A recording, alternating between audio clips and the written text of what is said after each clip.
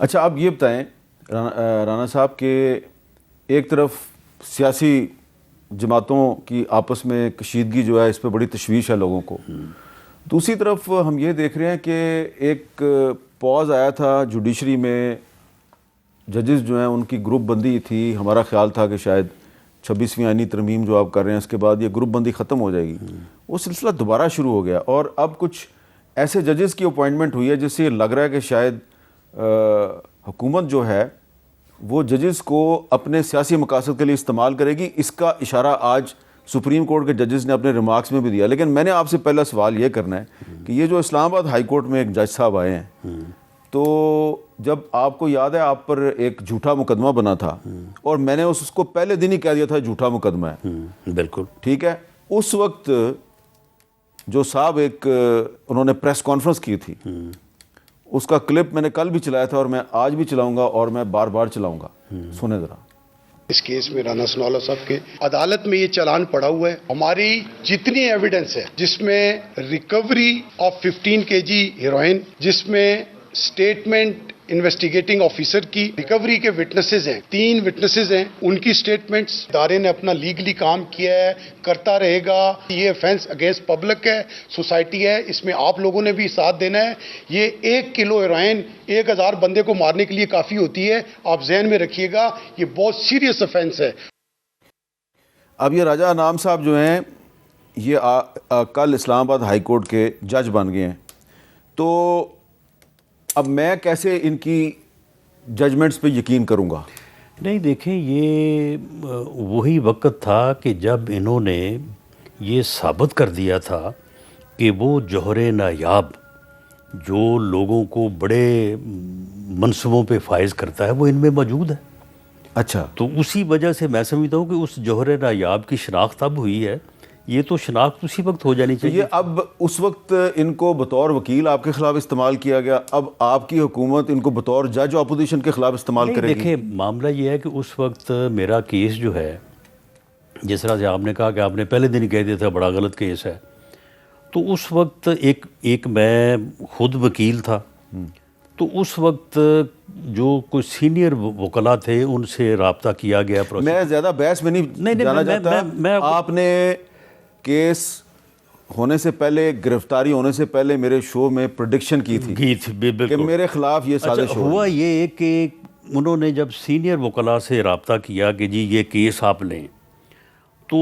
2-3 لوگوں نے کہا کہ جی ہمارا ضمیر جو ہے نا ہمیں اجازت نہیں دیتا، تو ہم یہ کیس نہیں لے سکتے۔ تو پھر جب انہوں نے راجہ انعام صاحب سے رابطہ کیا تو انہوں نے اپنے ضمیر کو للکارا اور پچھاڑا اسے اور اس چیلنج کو قبول کیا اور اس چیلنج کو انہوں نے نبھایا۔ پھر تو اب جب آپ کی حکومت ہی نے تو ان کو کلیئرنس دیا نا؟ نہیں، ہم نے تو نہیں دی، وہ تو جوڈیشل کمیشن نے دی ہے۔ جوڈیشل کمیشن میں بھی تو دیکھیں نا، آپ کے لوگ تو اس میں ہے نا، جوڈیشل کمیشن میں تو لوگ ہیں نا آپ کے، یہ تو آپ نہیں انکار کر سکتے۔ میں تو وہی تو کہہ رہا ہوں کہ ایک اعلیٰ منصب کے لیے جو کمپیٹنس ہے وہ اس آدمی میں پوری ہے۔ تو رانا صاحب دیکھیں نا، پھر ہم یہ اب ایزیوم کر لیں آج کہ یہ صاحب اگر بطور وکیل آپ کے خلاف غلط بیانی کرتے رہے، میں جھوٹ کا لفظ نہیں استعمال کرتا کیونکہ جج صاحب بن گئے ہیں، تو جج صاحب کے لیے کہنا کہ جی جھوٹ بول رہے ہیں، میں غلط بیانی کا لفظ استعمال آپ کے خلاف غلط بیانی کرتے رہے اور اب یہ آج کی اپوزیشن کے خلاف بھی غلط بیانی کریں گے؟ جی اس سے تو اپنا میں نے تو کہا ہے کہ اس وقت انہوں نے جو ہے وہ جس طرح سے کچھ وکلاء نے کہا کہ جی ہم اپنے ضمیر کے خلاف یہ کیس نہیں لے سکتے، تو انہوں نے اس وقت اپنے ضمیر کو للکارتے ہوئے اب آپ ان وکلاء کے نام نہیں لے رہے جنہوں نے انکار کیا تھا، میں 2-3 کو تو میں بھی جانتا ہوں، ٹھیک ہے، اور وہ بہت بڑے بڑے نام تھے۔ ہاں بالکل ایسے ہی۔ تو اس لیے پھر آپ صحیح کہہ رہے ہیں کہ تحریک انصاف کو چاہیے آپ کے ساتھ مذاکرات کریں، کہیں اور مذاکرات نہ کریں۔ نہیں دیکھیں، مذاکرات تو جو ہے وہ تو میں تو ایک سیاسی کارکن کے طور پہ یہ کہتا ہوں کہ پولیٹیکل فورسز کو اپنے معاملات جو ہے وہ ٹیبل پہ بیٹھ کے طے کرنی چاہیے۔ ہم تو اس وقت جب یہ ہمارے خلاف یہ انہوں نے کیسز بنائے تھے، ہم تو اس وقت بھی یہ کہتے تھے کہ آئیں بیٹھیں بات کریں۔ اس وقت اگر یہ بیٹھ کے بات کر لیتے، اگر 25 جولائی کا بندوبست ہو جاتا تو پھر 8 فروری کا جو ہے نا وہ کسی کو گلہ کرنے کا موقع نہ ملتا۔ تو اگر آپ جو ہے وہ 25 جولائی کے اوپر آپ کہتے ہیں کہ نہیں جی یہ تو سارا کچھ ٹھیک ہے، تو پھر آپ جو ہے وہ پھر آگے جا کے تو اٹ مینس کہ آپ اس چیز کو جو ہے وہ جب آپ اپنے حق میں ہو تو اس کو کہیں کہ جی یہ درست ہے، اور جو جب آپ کے خلاف ہو تو پھر کہیں آپ کے غلط ہے، تو اس چیز کو تو کوئی نہیں مانتا۔ اچھا رانا صاحب، آج سپریم کورٹ کے کچھ جو معزز جج صاحبان ہیں انہوں نے کچھ ریمارکس دیے ہیں کیس کی سماعت کے دوران۔ یہ بینچز اختیارات کیس مقرر نہ ہونے پہ جو توہین عدالت کا نوٹس دیا گیا اس کی سماعت تھی، تو اس میں رجسٹرار صاحب کو بلایا گیا تھا،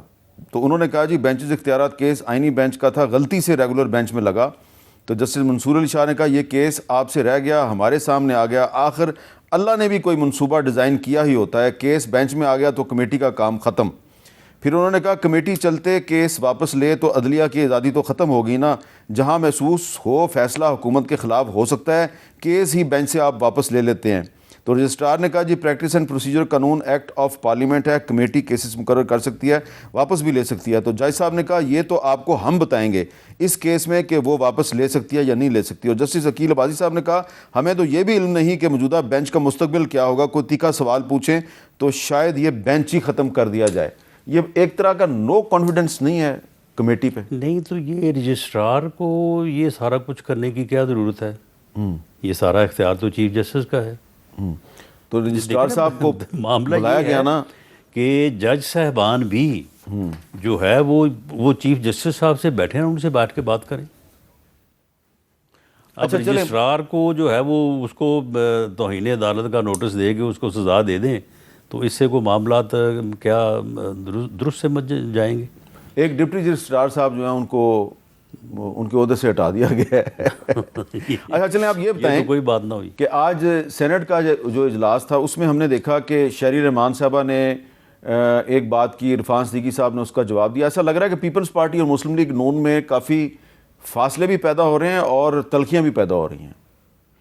نہیں دیکھیں، میرا نہیں خیال کہ یہ فاصلے ہیں یا تلخیاں ہیں۔ دیکھیں جو یعنی کسی بھی ڈیموکریٹک پولیٹیکل گورنمنٹ میں جو چیزیں ہیں تو وہ اس میں پھر ایک چیز کا جواب جو ہے وہ، کیونکہ قومی اسمبلی میں تو آپ بھی بیٹھے ہوتے ہیں نا، تو وہاں پہ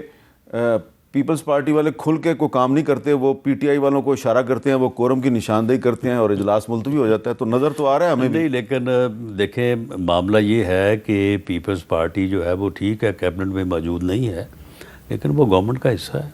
یہ بات بھی آپ کی بالکل درست ہے اور وہ انکار نہیں کر سکتے اسے۔ اب ایک بڑا امپورٹنٹ سوال ہے اور وہ یہ ہے کہ میرے پاس یہ ججمنٹ ہے عادل بازئی کے معاملے میں، جو سپریم کورٹ کی ججمنٹ ہے۔ اس ججمنٹ کے مطابق جو عادل بازئی ہیں ان کی جو مسلم لیگ نون میں شمولیت کا جو ان کا جو حلف نامہ تھا ان کی طرف سے سائن، وہ شہباز شریف صاحب نے الیکشن کمیشن کو دیا۔ سپریم کورٹ کہتا ہے جی کہ وہ ٹھیک نہیں تھا، وہ جعلی حلف نامہ تھا۔ آپ کو نہیں لگتا کہ شہباز شریف صاحب کے لیے مشکل ہو جائے گی اب؟ نہیں، وہ جو حلف نامہ تھا وہ بالکل درست تھا۔ نہیں، سپریم کورٹ نے کہا جی، سپریم کورٹ نے بتایا جی کہ نہ صرف یہ کہ کوئٹہ کی ایک سول عدالت میں پولیس انویسٹیگیشن کے بعد وہ غلط ثابت ہوا، بلکہ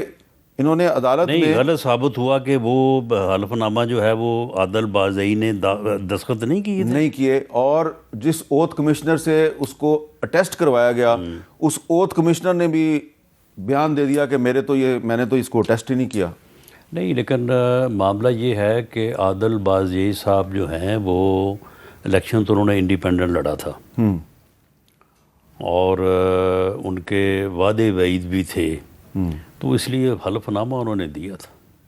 وعدے وعید بھی تھے جو آپ کہہ رہے ہیں، وہ میں بالکل اچھی طرح سمجھ رہا ہوں، لیکن ان کے ووٹ تھے 20,000، ان کا مقابلے پہ جو سیکنڈ امیدوار تھا اس کے جے یو آئی کا تھا اس کے تھے کوئی 12,000، اور مسلم لیگ نون کا تھا وہ تیسرے نمبر پہ تھا 2,500، اور 8 فروری کو الیکشن تھا اور ان کے الیکشن رزلٹ کی اناؤنسمنٹ کافی دنوں کے بعد ہوئی تھی، تو شاید کوئی آپ کے خیال میں وعدہ کیا تھا انہوں نے اس کے بعد ہوئی تھی؟ جی بالکل، انہوں نے وہ حلف نامہ جو ہے وہ بالکل انڈیپینڈنٹ، وہ اپنے کو سائن انہوں نے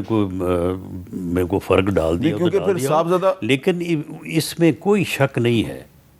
کہ یہ پی ایم ایل این میں شامل ہوئے تھے۔ تو صاحبزادہ حامد رضا نے بھی ان کا ایک حلف نامہ الیکشن کمیشن کو دیا جی یہ سنی اتحاد کونسل میں شامل ہو گئے۔ چلیں وہ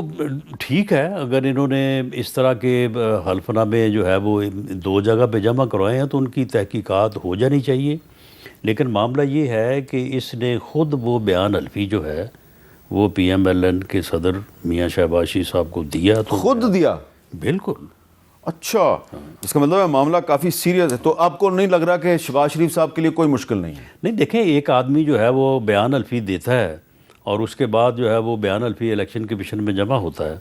اور اس بیان حلفی کی بنیاد کے اوپر وہ پی ایم ایل این کی اسٹرینتھ پہ آیا، تو بعد میں جو ہے وہ اس نے جو ہے وہ کافی دیر بعد، کئی مہینے بعد جو ہے اس نے پھر دوبارہ جو ہے وہ ریٹریکٹ کیا، تو اس طرح سے صورتحال ہے۔ چلیں، ورنہ جس دن اس کا بیان حلفی جو ہے وہ الیکشن کمیشن میں جمع ہوا ہے اس دن اس نے کیوں نہیں بات کی؟